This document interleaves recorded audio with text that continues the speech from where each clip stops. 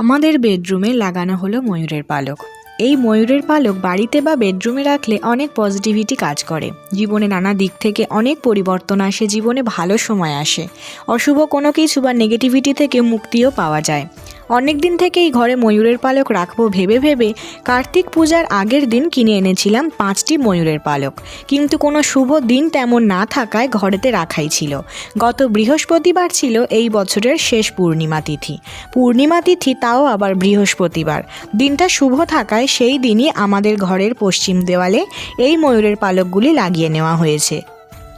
শুনেছি ঘুম থেকে উঠেই ময়ূরের পালক দেখা খুব ভালো। যেহেতু পূর্ব দিকে মাথা করে আমরা ঘুমাই, তাই পশ্চিম দেওয়ালেই লাগানো হয়েছে, যাতে ঘুম থেকে উঠেই সবার প্রথমে ময়ূরের পালক চোখে পড়ে এবং দিনটাও ভালো কাটে। কিনে এনে অনেক দিন এমনিই রাখা ছিল, তাই নিচের দিকগুলো একটু নষ্ট মতো হয়ে গেছে।